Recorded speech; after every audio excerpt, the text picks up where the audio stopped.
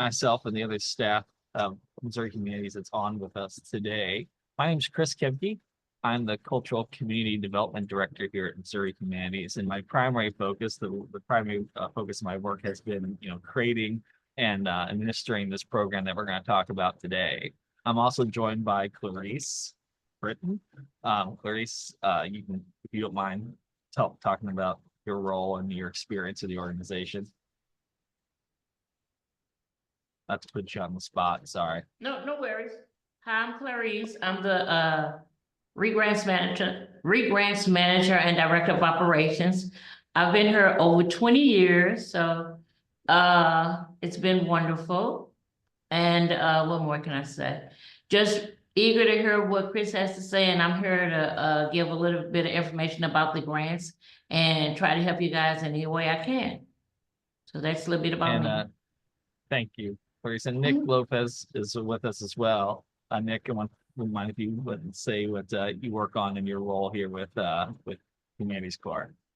Yeah, thanks, Chris. I'm the program coordinator here. I oversee our Speakers Bureau program. Also our partnership with the Smithsonian Museum on Main Street, which brings Smithsonian level exhibits to rural areas in Missouri. And then I also help facilitate capacity building workshops, and we'll hopefully be doing some of that with this program as well. So excited to see how it goes. Excellent, Nick. Thank you. Before we get started into the real meat of our presentation today, I want to review a little bit about our organization. I feel like most of you have probably interacted with us in one way or the other in the past, but it doesn't hurt to review our organization just a little bit before we dive into everything else. So, of course, Missouri Humanities, what is it that we do? Our mission is to enrich the lives and strengthen communities by connecting Missourians with people, places, and ideas that shape our society. Our vision is for a more thoughtful, informed, and civil society. And we certainly hope that today's the program we're introducing to you today helps accomplish those ideas. A little bit about some of the other work that we do. Many of you probably know us from our grants programs, our major and minor grants, which Clarice so diligently administers. We'll talk about those a little bit more actually at the end of this workshop, just because they can tie in and relate to this program and help support it. We also conduct a signature series in which we kind of pick a humanities topic and build a series of events around that, support that, including our Springfield Symposium, which serves as a tentpole for that activity. We do traveling exhibits, as Nick mentioned, with the Smithsonian. We've done cultural heritage workshops and those sort of activities in the cultural heritage realm. Missouri Speakers Bureau, like I said, we administered Missouri Speakers Bureau, which serves rural counties all across Missouri, offering them no-cost speakers on a number of cultural and historical topics. Our veterans programs, we, amongst other things, publish our Proud to Be anthology of Missouri veteran stories and veteran family stories. Our literary programs, we serve as the Missouri Center for the Book and conduct the Kansas City Area Book Fest. And digital media programs, I'm sure many of you all have caught us on YouTube with our Small Town Showcase programs, our documentaries that we film, and the podcasts that we put out. And we're hoping that Humanities Corps is an addition on to this set of offerings. So that brings me to our kind of partner institution in this program, AmeriCorps. What exactly is AmeriCorps? AmeriCorps, in short, is a federal agency which brings people together to tackle the country's most pressing challenges through national service. Its mission is to improve the lives, strengthen communities, and foster civic engagement through service and volunteering. I think they begrudgingly accept this description, but the best way maybe to describe what AmeriCorps is to folks is that it's sort of a domestic Peace Corps. So I think many more people are usually familiar with Peace Corps, how folks go overseas to serve in a number of capacities. AmeriCorps is focused domestically, and frankly, it has a little bit higher variety of tasks and focuses it can do than even what many Peace Corps members encounter. So a little bit of background about how we got here. So basically, without belaboring the point, there are three major branches of AmeriCorps. There's the NCCC, which does a lot of like disaster recovery. They work in teams, are deployed to areas of high need. And then there's AmeriCorps Vista, which I feel like if any of you have interacted with AmeriCorps, it might very well be through Vista. That's run through the federal government. Vista is and focused around capacity building for organizations, which is why many of you, if you encountered AmeriCorps, would probably have dealt with that branch. And then there's the third branch, which is the AmeriCorps State National Program. And you can almost think about how it works as the difference between Medicare and Medicaid, where, you know, Medicare is administered directly by the federal government. That's Vista and the NCCC. Then Medicaid is given to the states to have a hand in administering. And that's how the state national program works with. So for this, and their logo just changed, actually. This is just about an outdated logo. But the Missouri Community Service Commission here in Missouri is our partner that administers this program. That would be the partner that we work with in this program. So we received a planning grant from the Missouri Community Service Commission to basically research and design a potential AmeriCorps program focused on cultural heritage. So as part of this planning process, many of you here on this call were probably a part of that process. We did a number of things. We conducted in-person needs assessments across the state. I went out and kind of hosted these little needs assessment workshops with folks to kind of understand what our cultural heritage partners were needing, understanding just what the capacities were to participate in such a program. I visited out-of-state programs that work very similarly. So there's a program sort of similar to what we're doing here in Ohio, one in West Virginia. I had a chance to go and see those in person and kind of see the strengths and weaknesses, see how they operate, see the impact they make, and conducted surveys even with our in-state partners that better understand the needs here. So in November here of this past year, we applied for the Missouri's State National AmeriCorps program with the intention of beginning a program with 10 members. A key that I want to make sure we're clear about just at the beginning of this program is contingent in funding. AmeriCorps works very kind of works wonky in that we apply in November and then we don't hear back until May of the next year whether the funding is approved. However, we feel pretty confident about the application we put in, and simply put, there's not enough time between the notice of funding in May and the launch of the program in August to wait until that time. So the part that we can do ahead of to make sure that we're on track to begin the program when we need to is to recruit the host sites that would be involved in this program, to have those decided before that deadline or before that notice, so that we can recruit the members, which are people serving in AmeriCorps, people who would be doing this work. We can only really recruit them after we know about funding. So we'll have like a soft recruitment period for members in April, but really ramping up into May. Before we get there, we really want these potential sites where these members will serve at kind of figured out before we get to that point. So a little bit about what we have designed, about what is Missouri Humanities Corps. So in short, it will consist of 10 full-time equivalent AmeriCorps members. So people working a full-time amount, I think it's 1,700 hours for the year, service year. We'll basically spend, while we kind of administer this grant, and they technically are serving under our organization, they will be stationed out at host sites across the state, spending 75% of their time with a primary host site that will have duties of supervision and supervision and record keeping, like time cards, those sort of things that we'll get into in a little bit, serving 75% of the time at that host site and 25% of the time at 2 sub sites, so smaller sites, where they'll split 25% of the time between those. And this, to be clear, is at no cost to these participating organizations. We have in our budget covered the cost of this program. Host sites and subsites must be nonprofit or governmental, museums, archives, historic societies, convention visitors bureaus, or Main Street organizations. We're less interested in funding members like via the university or even like a foundation that are a little bit more the kind of work that's a little more back room, or that they would support other organizations.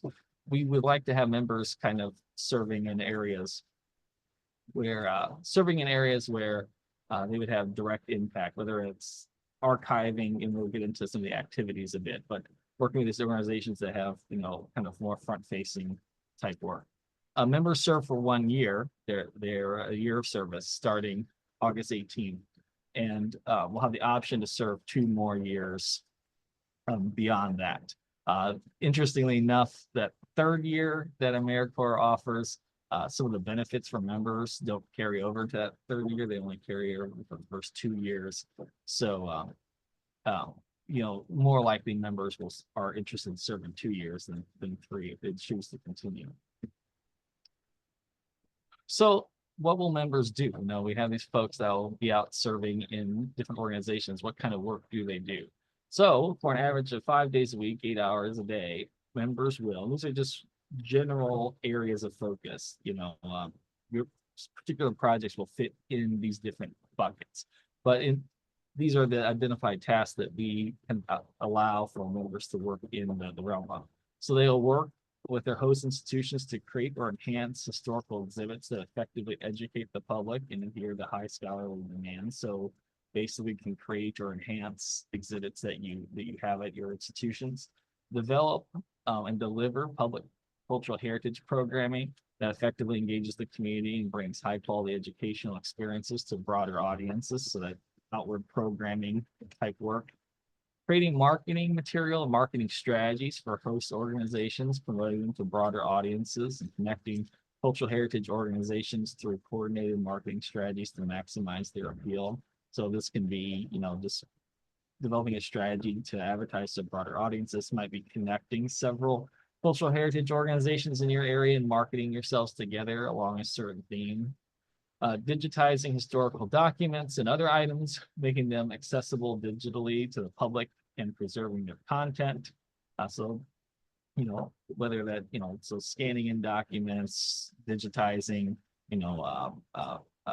audio recordings or video recordings that haven't been, that sort of thing. Creating digital programming to assist host organizations in reaching broader audiences. This can be podcasts, this could be videos, this could be streaming if you have an idea around that. But really just being able to create digital programming, things that reach beyond, that aren't in person but available through digital means. Coach and assist cultural heritage organizations with collections management and curation of historic items, ensuring that they are preserved correctly and displayed for maximal educational value. This piece can also contend into just sort of general collections policies. A lot of smaller organizations I know struggle to have a defined collections policy to assist them, to help guide what they decide to accept.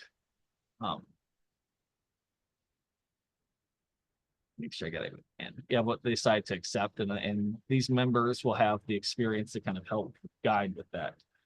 Something I think that's very important. Oh, and then recruit and train volunteers to provide host-sized institutions with additional human resources. So they can also work with volunteers, help train them up, help recruit them to help expand the base of folks that are working with you. I think the thing that should be said is that the members that are part of this program are, not like high school type interns. Our preference is for folks who have a master's degree in museum studies, history, communications or related fields to that, with a bachelor minimum or 7 years of relevant work experience. So we're talking about folks who are quite capable, and the kind of tasks that we want them to perform go well beyond, just working the visitor's desk, right? These are folks that are taking on major projects in your institutions that make a real difference, that really help move the needle. And they have a certain amount of autonomy doing that. They have the skill set and ability to, not completely on their own. They certainly will need guidance, and we'll get into that, but are, well beyond what maybe many volunteers that you work with are able to take on. So restricted activities, there's a couple important activities that to be mindful of that members can engage in. There's a whole long list from AmeriCorps, and I can share those and make those available with links on our website. But there's fairly obvious, members can't engage in politics, can't work with unions, these sort of things are pretty common along those folks involved with federal money. But some that are unique and easy to run afoul of with AmeriCorps, our members cannot duplicate already available um, community tasks or displace staff by taking on the responsibilities or hours. So when you're thinking about a project or laying out a work plan for an AmeriCorps member, it's not appropriate to just say, you know, hey, we were going to hire someone for this spot, and now instead of that, we're going to bring in the AmeriCorps member. That runs us afoul of the program and not allowing us to displace, taking away a paid job, permanent job by offering this AmeriCorps program. Or it's also really not terribly appropriate to just hand off a task that was going to be done anyway to a member with the expectation that that member is only going to perform that task in the way the paid staff. Really, they need to be taking that and doing something more with it that was beyond your capacity to do. Something that if you didn't have a member, it wouldn't get done. You know, there was no money to hire somebody, there's no time to be able to conduct it. Something that demonstrates that you can't accomplish those tasks if it wasn't for this award. AmeriCorps members also may not raise funds for their living allowances, for their host's general fund, or write grant applications to corporate or federal agencies.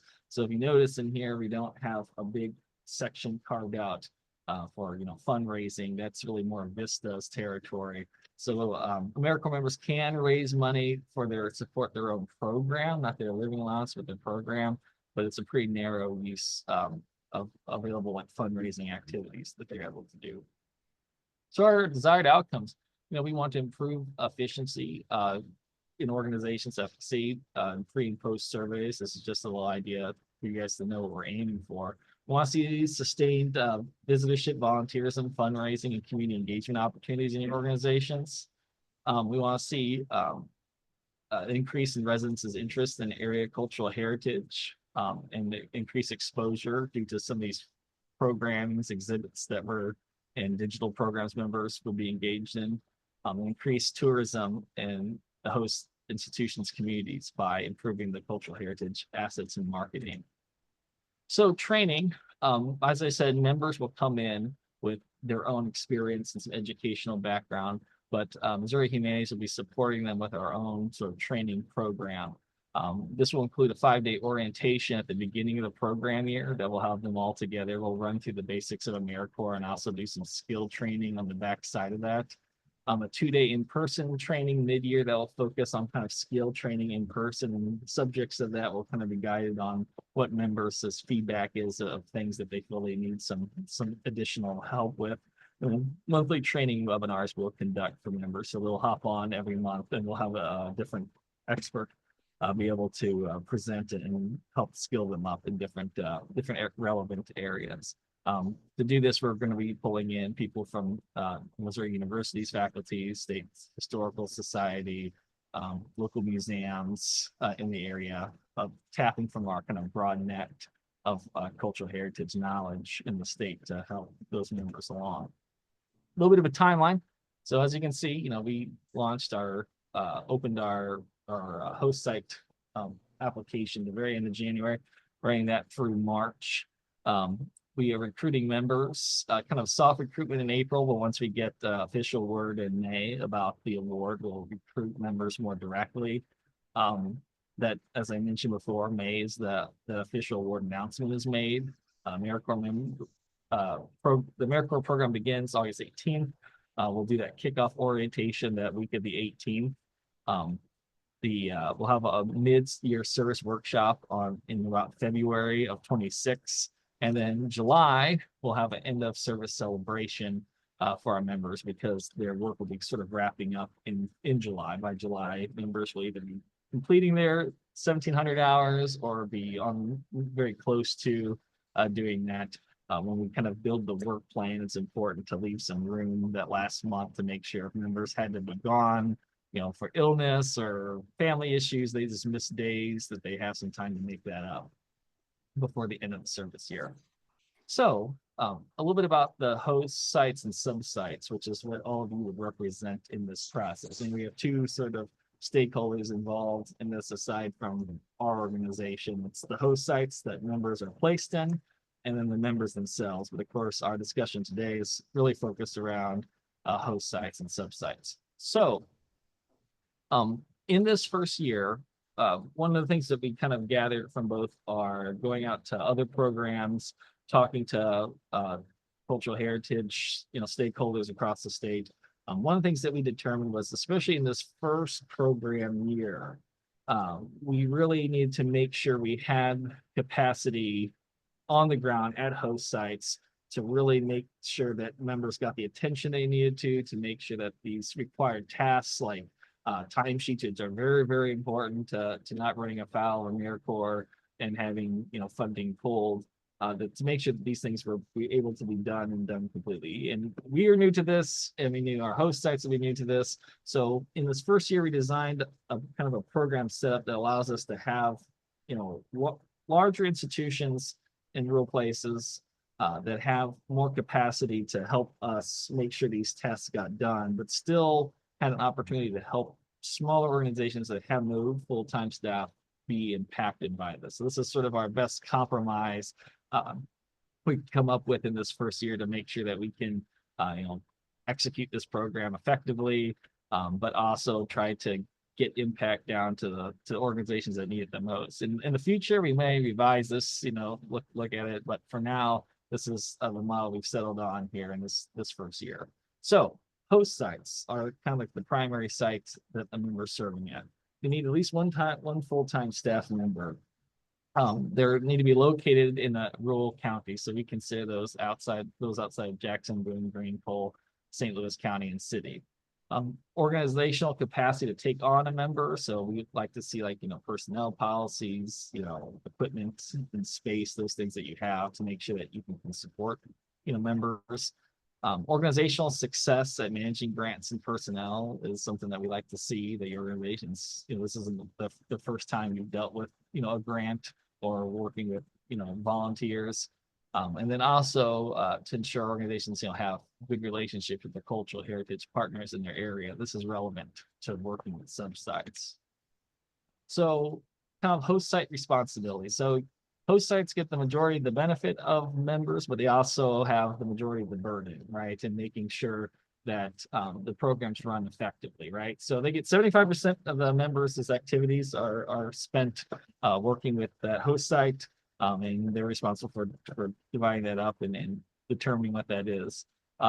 Directly supervise, host sites directly supervise AmeriCorps members being hosted at their institutions. So this includes dedicating about 10 to 20% of staff member time to supervising our members to make sure they get the attention, that we're doing all the things that we have to do to report to AmeriCorps about our activities and to kind of guide them. Because even though these people come in with education, they are still generally, not always, but generally newer professionals. And even if they're not newer, they're coming from other fields and have work experience, they're new to your organization probably. So that dedication time is required. We need our supervisors to conduct weekly check-ins with their members. They'll be responsible for reviewing timesheets and reports on their activities, evaluating members by assessing, are they reaching their goals, the challenges, opportunities for growth, that sort of personnel evaluation, assisted with us, of course, but host sites are the folks on the ground seeing the work firsthand. Attending in-person supervisor training at the beginning of the program. So we'll have a day of that orientation for host site supervisors to come join us and to understand kind of the particularities of AmeriCorps and their responsibilities within that.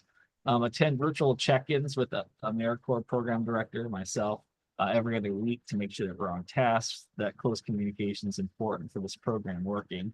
Ensuring all activities performed by members are allowable as defined by the program guidelines. So, I told you there's a whole slew of program guidelines about what members can and can't do. I kind of highlighted a couple of the easy ones to forget about, but making sure that all the activities that a AmeriCorps member engages in are above board and fit the guidelines of the organization are as a host site responsibility. Another thing is orientating a member to your institution and the projects you've outlined for them. Obviously we'll do this week-long orientation to our organization, to the AmeriCorps program, and some skill building. But when they get on site, they'll need to be oriented to your organization, your systems, the things that they need to know to be able to do the work for you. And you also need to provide any specialized training that might be required for your specific project. So if you are using a certain, digital program or software, we can't teach everyone that if it's, especially if it's something that's specialized to the work you're having them do. So that's just a host site responsibility, is to make sure that they're trained up and able to use that equipment, those software with those skills. Assisting members, retention by orienting them to the community and other supporting activities. Just making sure they feel at home, that they feel welcome into the community. There's no right or wrong. There's not a particular way to do this, but just making sure that you're being mindful of making their experience good and that they're connected to the community, especially if they're not from there. That can be an important aspect of member retention that we like to see our host sites engage in. So it's with recruitment, by identifying potential members in your community. So the easiest way to get AmeriCorps members and to have them retained are to get people who are kind of from an area anyway. Doesn't mean that's the only kind of members we have. There'll be people from all over the country that will be participate in this program, and they'll move into your communities, and that's when that community orientation is important. But the easiest way and the surest way to get a member to stay is to have them have a connection to the area already. So while it's not absolutely required, it's not like we need you to come up with a list of people if you're given the award, but we sure like to have some help by suggesting reaching out to people in your community to suggest that they take this on. And then another thing that can help is for members that are outside of the community, assisting with things like housing. Once again, it's not required. I know not everyone has those kind of connections, but it sure helps members if they can kind of find, if they're from out of the community, they need to find housing to have that sort of thing identified. That's a way that the host site can certainly help the process. And also host sites are kind of like the center connection points between them and the sub-sites and us. So just ensuring that you're coordinating with those sub-sites, ensuring the hours are spent there are properly recorded, and ensuring a smooth workflow between them. Sub-sites, with this part of the program, we're kind of targeting, yes, organizations that are smaller that definitely need more assistance. So this is also located in a rural area. We're looking for organizations that have no full-time staff. That's important. We want this aspect of this service model to hit organizations that don't have full-time staff to give them some extra capacity. We're looking for, organizations relative organizational stability. So, we prefer not to be engaged with a sub-site that, might or may not exist, all the way through the course of service. So obviously much less requirements on this side for a sub-site, and that's, intentional. So what are sub-sites responsible for? Well, they're responsible for their half of that 25% of members' time, dictating, some projects to do. We typically anticipate, although I know this won't always be the case, that sub-sites will probably be looking for more fundamentals. We definitely see that this is an opportunity for members to help smaller organizations with collections policies, with historic item care, these kind of blocking and tackling type things. It certainly doesn't have to be that, but it definitely, we see that probably being a great value to many of those organizations. Sub-sites are required to work closely and communicate with the host sites to ensure smooth workflow. With this whole process, and make sure that we're overseeing members properly, hours to get them reported properly, that everyone knows, kind of understands the game plan. Ensuring all activities by members are within allowable bounds of the program. So as you can see, sub-sites have a significantly reduced responsibility in overseeing members. And that's intentional because we know many of these sub-sites are volunteer run. They don't have the capacity to just directly oversee someone all the time, to do evaluations. So in this model, we kind of have those responsibilities put on institutions that have the capacity to oversee that, but still have these members coming out and involving themselves here. Something I would like to mention is that sub-sites there we have in our program budget, we have designed some we have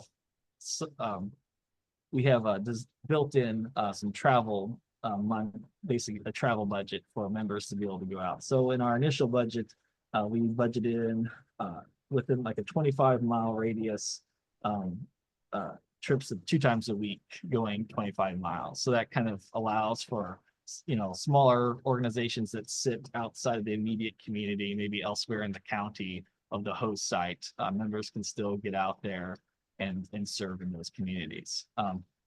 And so that doesn't restrict it to just people immediately nearby. If there's a reason or a need for members to have to go out to subsites more often than that, that might be something that a subsite can work out and add, more of their own money to supplement what we're offering for the travel, the member travel. But we do have a mechanism though to kind of help that along. And I have some comments. I'll get to them right at the end of this section here. And then we'll dive into the application itself. So subsite responsibilities. So in other words, oriented to your own institution. So making sure once again they know what they to do with they know your organization, they know the equipment or the software, the skills they need for that particular project, and communicating with members, ensuring that the work's on track. So I have a couple comments and then I'll stop a little bit for questions on this part before I go into the application. So host sites, we'll notify host sites by the end of March would be when we would kind of announce who we're picking for the program. So we'll announce that, of course, ahead of the notification we get from AmeriCorps, but we're looking for end of March, and that's intentional because one of our grant cycles starts in April, which Clarice will go into in a little bit, because we wanted to set this up so that sites that are selected can turn around and apply to either a major or mini grant cycle to apply maybe for funds to help augment the work that a member might be doing, and to make sure that you can use that as that.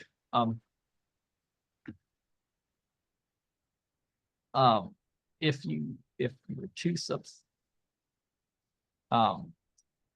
your two subsites is okay, only one doesn't have staff. I would say our preference is to focus on with those subsites to focus on ones that don't have staff. I mean, if you have a particular question about site you think might be available or kind of on the fringe, just contact me outside of the meeting here and we can talk a bit about it. Yeah, I mean, there's some questions about funding, but I mean, we'll just keep going forward with all this till someone tells us otherwise to not. So it's what any of us can do during this time. That's what I plan. And yeah, I know that certainly as far as like the distance to subsites, it can be a little restricting. The 25 miles. We did to give it a little bit of space, but like I said, I think there's some strategies that you can do to serve areas that are further out. Maybe some work doesn't require members to be on site all the time. So for instance, if you're writing a collections policy for a subsite, they will come out a couple of times to see the facility to meet with folks, but they can write that policy without having to drive over to the subsite. You know what I mean? So that's the budgeted amount, like the average, 25 miles, 2 times a week, but that can be flexed and changed depending on the situation. So if it's further out, maybe it's just fewer times that you go out, right? Or you could do 2 sites that are kind of in the same vicinity, can kind of connect. Or like I said, sometimes you might not have to actually be on site at the subsite for a couple of weeks on end, depending on what you're working on. So there's some ways to work around that and to maximize that, to be able to kind of work around that. Any questions? You guys can unmute too if you have any. I was just going through these comments as they're coming up. But if you have any other questions about this part before we get to the application, you can unmute and share them. This is Jennifer in Harrisonville. My question is, with only one, okay, maybe my first question is, what is considered full-time staff? I mean, Like how what many we would hours do you like to consider full-time staff? Probably like 35 to 40, that's kind of what we're looking at. I know not everyone's at 45, and some people are kind of at that edge to not maybe try to skirt full-time benefits. Um, that's kind of what we're looking for. We want to like I said, this is really just to make sure that we have someone there who's there consistently, getting paid by the organization, and so that we can just count on consistent, um, be available consistently and kind of Okay. oversee this process. A follow-up question to that then is, if it's a 30 to 35 hour position that is on site, if for any reason, say illness or, doctor's appointment or family emergency or whatever, if for some reason the full-time staff can't be there on a day scheduled, does that eliminate the AmeriCorps person from being there? No, absolutely not. So yeah, members can serve and do work without being, having staff on hand all the time. And that's quite common that those are offset. We want we want that full-time staff to be around enough to ensure that they're giving, guidance, that they're actually, they're able to confirm some of the hours, but certainly members can serve and work at times that their supervisor isn't there. And the same would go to sub-sites as well, as long as the hours are being recorded correctly and can be confirmed. And members will use our clocking in system. We use Paylocity. So members will have a way to record their time that just gets signed off on by the host site and by myself. But they certainly can serve and be, working when the staff members aren't there. Does that answer your question? Yes, thank you very much. Excellent, thank you. Anyone else have questions before we move on? And what I'd say about distance, because I know that's an area of worry for a lot of folks. I would say the thing is it's kind of contingent on just kind of what your work plan is and then what you guys can make work. So for instance, that's just the amount that we are able to cover. If a site's a little bit further out and they have an ability to kind of cover some of that travel for our members, that could work too. The situation we just want to avoid is, a lot of members are either going to be retired folks or people just out of school. We just don't want them on the hook to have to absorb a ton of travel costs, on their own, which, just because already this, doesn't pay extravagantly. I kind of don't go into the super details of that here because this is more of a host site focused conversation, but members get $25,000 for their year of service. They get about $7,400 service grant they can use for their educational loans that they've either acquired or going forward. And then they get the travel paid for, among some other perks. So we just don't want to leave them on the hook for like a lot of driving. So that's kind of how we have it. But if there's in the application in your guys' sub-site letters, just kind of if you have, if you need to describe a certain way that arrangement can work, that's fine. Like we're pretty flexible on different ways to make that work, as long as we're just not letting, causing members to have to take a lot of undue travel burden on their own. That's basically what we're trying to do.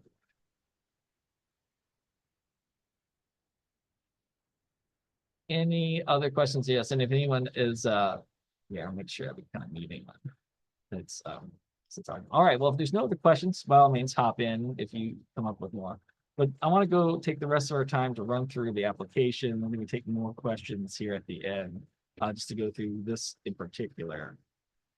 So this first section, very easy. I'm using direct snapshots. I like to do this just so you know exactly what I'm talking about and you don't kind of get lost in it later. You're seeing exactly what you'll see on our website to apply.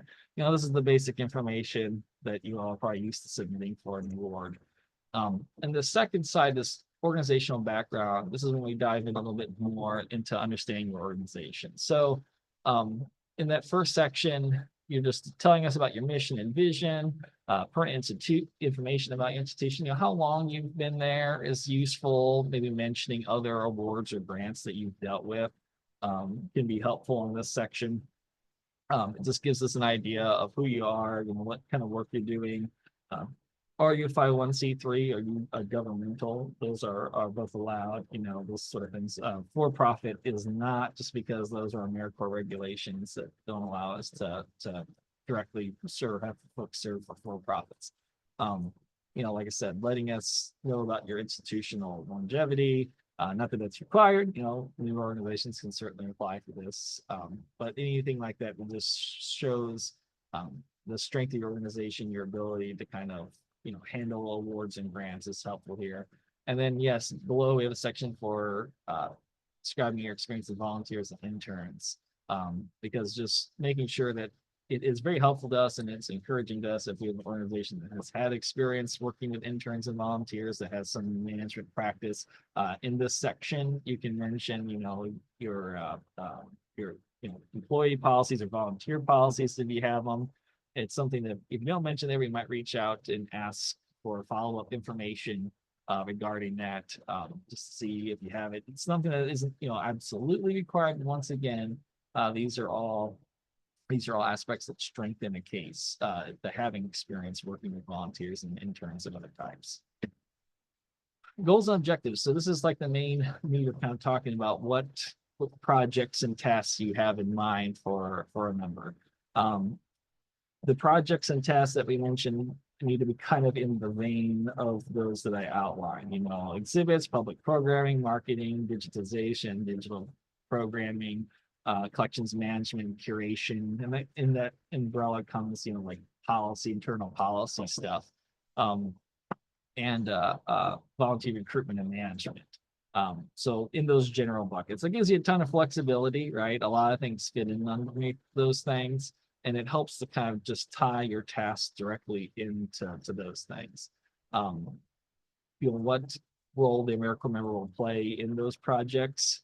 And what we like to see here is to have folks try to give us enough detail that we have an idea of, is this about a year's amount of work?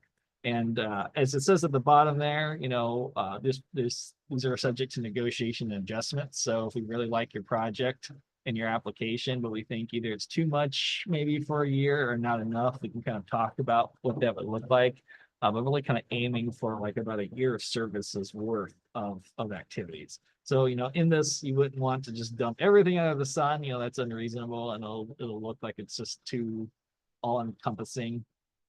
But we also don't want, someone just working a volunteer desk. And then also in this, it doesn't hurt to mention, why these tasks need to be done by an AmeriCorps member versus, like to demonstrate you have need, that staff capacity just can't take it on. That also helps to us to make sure that we're not running afoul of duplication.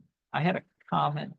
Oh, yes, to be clear, the host site will be the primary applicant, and subsites, as we'll get to, will submit supporting documents to be involved in the program. And this is also designed, once again, to put the bigger burden on host sites when it comes to applying, just because they have ideally the bigger capacity. So impact and outreach, this is kind of an AmeriCorps thing. That's why we ask about that. So we're just in this section asking how this work that you've identified will sustain and improve your community engagement, right? How will you measure success? Talking about, how do you define like what communities and groups does it impact?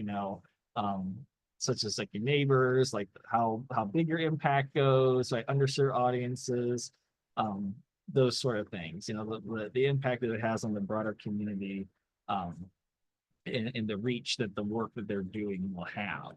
That's just important because we want to make sure that there's kind of a ripple effect from the work folks are doing, that it actually bleeds into the community at large, as you can tell from our rundown of what our desired outcomes are from the program.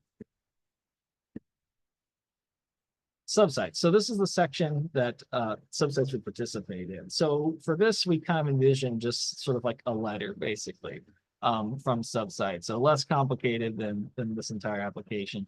But in this kind of commitment letter, we basically want organizations to just, tell us who they are, they have no staff or this organization.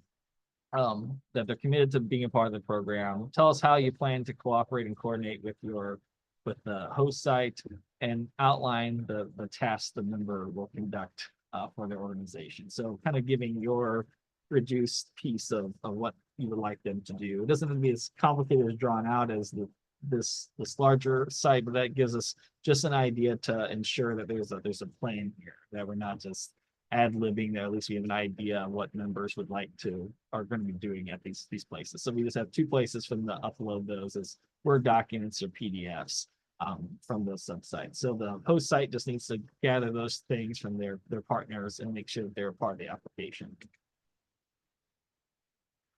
This is the work plan and year of service activities. So in here, we're just wanting to take those tasks that you outlined earlier in the application, kind of break them down generally kind of by quarter, including in this like some room for orientation, especially in that first quarter starting out. And that just kind of helps us understand the workflow. Definitely there can be some parts of the year that are heavier than others. That's fine. As long as we can kind of account for that and make sure that we're not like totally overwhelming someone in one quarter with almost nothing in the next. But there certainly can be some ebb and flow in this. This just helps us to see it ahead of time and kind of understand and kind of what that's going to look like at your particular site. I have a comment here.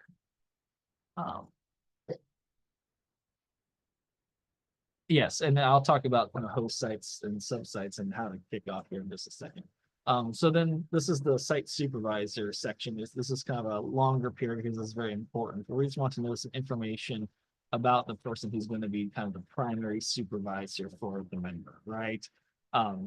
Just including whether they're full-time member, like how much their time will be used, supervising members, do they have experience? These things just can help us be more confident that we have someone who can help manage the member on site. They're not requirements to have experience necessarily, but it gives us an idea. It certainly helps to have it. Being able to have site supervisors attend these kind of required sit downs, like the orientation and bi-monthly Zoom check-ins, and just an understanding of the people that they're going to work with at your organization and be involved with is helpful for us. Training. So as I mentioned before, we have a role, Missouri Humanities does, in training members. But as I said, members will need some training at your own particular organization. So we just want to have an idea of kind of what that plan looks like, what kind of software or programs or equipment that they'll need training on to do the tasks you outlined in this application. And just a little about your plan of how to orient that, who will be doing it, how many hours it will take, that sort of thing. And then just a review of resources. These are just some things to make sure that, the members have some just general support, right? To do the activities they have. These are just some basic things, right? And we just kind of want to be sure that organizations have these so that our members don't, aren't asked to do, to work without access to computers so they can't, punch in their time, that sort of thing. And then just the signature pages, right, to confirming all this. So before we move on to major and minor grants, I have a few questions here. Let me answer these in the chat, then I'll open it up for you guys' voice questions. Yeah, if you're a sub-site, I would say if you are an organization that qualify for a sub-site, I would suggest trying to reach out to someone who can serve as a host site. You can also talk to me directly off of this call, and I can kind of work with you to see if there's someone that would, a host site potential partner that could work, to try to put you in contact with someone to see what we can do to, if we kind of work it out, to have you involved in the program. I'm happy to do that. It's our first year. We're all learning as we kind of go along with this. So my time is here focused on trying to help people be successful in being involved in the program. And that will include, of course, a lot of hands-on work on my part to help connect you and guide you through the process. So, this isn't like a federal grant where you're lucky to get one phone call with your program officer. Please contact me as much as you need to, because I want to help everyone succeed in being, involved in the program that can. Um, um, as far as the volunteer board member stepping up as a site supervisor, I mean, our desire is to have, a staff member now, you know, I guess that I know like full-time staff members can be a variety of um amounts of like how much they're getting paid and that sort of thing. Um, it's just that I think the key is for what we're looking for there is just someone who is consistently working for the organization. Um, those amount of hours that is not, this isn't just like a part-time endeavor for them. I think that's kind of the spirit of our regulations. So if a full-time member is maybe getting just paid a reduced amount, or there's probably some flexibility there on kind of what that looks like. But the key is we want people who are spending consistent amount of times, who are professional too. I think that's another key to this, is that having members serve in we need members, especially in this beginning part, serving with the organizations where they have other staff that has some knowledge in the field they can kind of assist them with. Like, we don't want to be in a situation where a member sort of has like the absolute highest level of skill and experience in just cultural heritage work as a whole, because our members are generally going to be people newer to the field, and they kind of need that support. Yeah, so I can kind of help facilitate the connections on the host site. I mean, we weren't going to do like, say, a formal, a formal call out, but as different as we get applications in, or I get inquiries in for different host sites that may be wanting to find sub-sites, I can connect the two of them. That's something I'm planning to do kind of through this application period. It's going to help facilitate those connections. And I've had some of that already, where host sites are kind of curious who in their area could service sub-sites, and then so hearing from sub-sites, you guys, and trying to pair you guys together is something we can kind of help facilitate. Yeah, I'd say if you're a volunteer organization, yeah, that's definitely like, that puts you kind of in a sub-site type position, and you're a great candidate for that. That's kind of what we have in mind for those kind of organizations. And like I said, in the future, as we get more comfortable with this, I think we can look at our model and perhaps adjust it. But for this first year, we really just want to make sure that members are getting that kind of attention by someone who can dedicate most of their working time to this, and that there's also some skills that our members can glean and get guidance from, almost like a mentor situation by those host site supervisors. Are there any other questions that you guys have that you would like to just voice in person? Give me yourself. Yeah, so look, we already have some of that. So Cass County is applying as a host site. That kind of connections is will help, and I'll be happy to help facilitate that sort of thing. Are there any other questions from anybody? Yes, I think I asked it earlier, but we're in the middle of a grant cycle right now, which will end in April. Missouri Humanities grant. Can we still apply for this? Yeah, absolutely. So application to this is in no way affects your consideration for our other grants. And in fact, unless someone has a question, which by all means speak up, that kind of is a great segue into just the last little bit of our talk today. I was going to give Clarice a bit of time to just talk about our other grant programs. And I think this is just important because we really see this as a situation where you could apply for this program, have a member assigned, and then go to our major and minor grants to maybe get some additional funds to help support the activities that we're doing. So Clarice, would you mind just for a little bit here, kind of reviewing our grant programs and kind of just talking about the eligible activities, the dates, that's the general overview. And you all should have gotten a copy of our guidelines in our one pager for our regular grants. I just sent it out for a meeting. But go ahead, Clarice. Okay, so as Chris stated that we are approached, we just got finished with our February grant round. So now we have two more grant rounds. There's a mini grant and a major grant. And that will be happening, the mini grant, April the 1st, it will open up. And it will end May the 1st. That's for $5,000. And the next round will be for a major grant, which would open up July the 1st and end August the 1st. And it's for $15,000. And you can apply as many times as you like for a grant. You can have a grant out there right now and you can still apply for another grant. That will be fine. I will say that we have a board committee that runs that reviews the grants and award the grants. They will take first-time applicants into consideration, but still, don't let that stop you from applying. We also ask that you are 501c3, not-for-profit, you have a UEI number. That's the unique entity identification number. They used to ask for the DUNS number. They no longer ask for that. It's the UEI number. And on those forms on those 2 pieces of paper that Chris sent to you, it has on there how to get a UEI number. You just go to SAMS.gov. It usually takes no time. If you have all the correct information, you usually can get it that same day. If you can't get it that same day, it may take a week or so, but it shouldn't take much longer than that.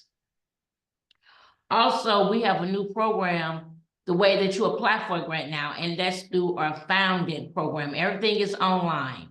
So we don't open up the portal for the grants until a month in advance. If you're interested in an April grant right now, what you can do is go and set up your account in Founded. And you can go to our website. It has all the instructions on how to do that. Also, on that one pager that I sent you, it has it on there as well. Plus, it has some information on there about all kind of information about Founded, how to get started on it, and what steps to take. There's only 4 steps that you have to do when you go to apply for a grant, and they're very simple. They're not hard at all. We do offer that if you apply for a grant and you have it ready to be reviewed within 2 weeks of the end date, you can give me a call and say, Clarice, I finished with my grant. It's in draft now. Keep it in draft and shoot me an email. I'll go look it over for you. And if there's any critiquing or anything needs to be added, I'll be more than happy to give that information to you. It's not as hard. I mean, it's not hard on the grants. Both of the grants are the same. The mini and the major grant, they're exactly the same. They have the same questions. One just 5,000, the other one is 10,000. All of our grants are a one-on-one match. So if you ask for 5,000, you have to match it with 5,000. You can use cash, or I always tell people, get as much in kind on there as you can. In kind is volunteer hours. If anyone volunteers a meeting space for you, anyone volunteers for your program, that's in kind. And you, as the project director, you cannot get any funds, but you can use yourself as in kind as well. Or people who start working on a grant ahead of time, those people can be considered, they've been participating and working on a grant. You can use that as in kind. I think that's about it, unless you have some questions for me. But it's all on our website, self-explanatory. You're more than welcome to call me anytime and ask me a question about a grant. Thank you, Clarice. I appreciate it very much. So yes, in our last couple minutes here, I know that was a lot of information, but any other questions you have? If you have something that you think of later, by all means, I'm here to help you through this. So contact me as much as you'd like. I want to help make this as smooth as possible as we have this application period open. But any questions today? Any other ones? Well, seeing none, I'll let you guys have the rest of your afternoon back. I certainly hope that you all have interest and find your way to applying and participating in the program. We're extremely excited about this as an organization, just because for so long we've been able to provide some financial support to our partner institutions such as yourself, but being able to provide manpower has just been something that we haven't been able to do. We can't fund, salaries, and it's just been kind of an area that we haven't been able to offer much assistance. So we really are looking at this program and are excited as an opportunity to add another dimension to the resources we offer our partners. So thank you all very much. Reach out to me as much as you need to and want to. I'll help you work through this, see if it's a good fit for you all. And then if it is, make sure that you get that application in to us. So thank you all very much.